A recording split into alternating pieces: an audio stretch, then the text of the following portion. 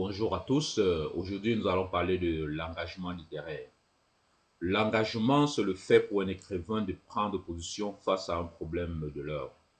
Les célèbres engagements au niveau de la littérature, on peut citer par exemple Voltaire dans l'affaire Calas.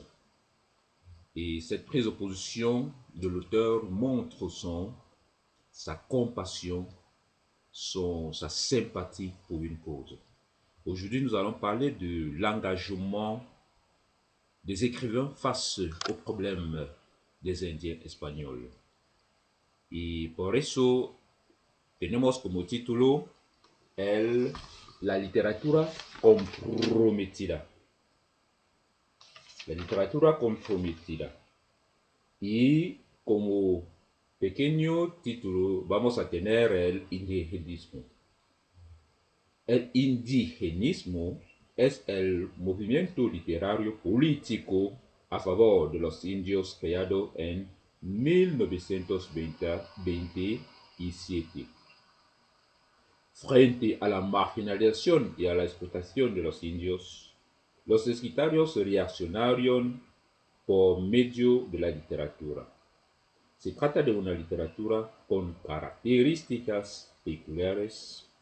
La literatura indigenista presenta muchos rasgos característicos.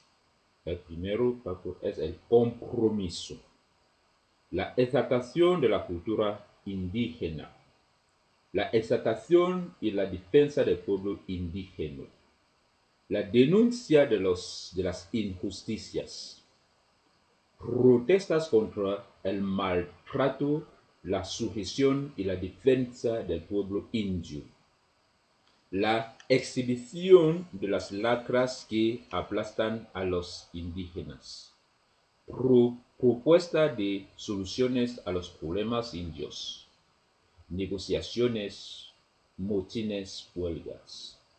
Y como escritores podemos tener José Martí en su libro Mi Pasa, Jorge Iscaza en su libro Los perros hambrientos, José María Arguedas en Los ríos profundos, Arcides Arquedas en Raza de bronce, Rómulo Gallego, Doña Bárbara, Pablo Neruda en su libro La United Fruit Company, Nicolás Guillén en Tengo, Jorge Eduardo.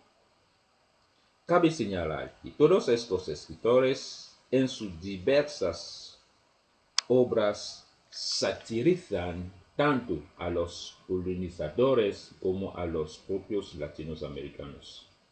Satirizan a los dictadores, pues la miseria y los demás infortunios del pueblo indígena tienen dos principales responsables: el colonizador y el dictador. La meta de la literatura indígena. Los objetivos que los literarios comprometidos persiguen a través de sus obras respectivas son globalmente las siguientes: restitución al indio de su dignidad, denunciación de los abusos de la violencia, la explotación que sufre el indio, demostración que el indio no es un ser imperfecto, inferior, sino un hombre con una cultura, una cosmovisión y una psicología propia a él. En vez de marginarle, hay que darle medios para que se incorpore en la sociedad nacional moderna y aproveche plenamente el progreso como los demás ciudadanos. ¿Cuáles son los problemas actuales del hispanoamericano?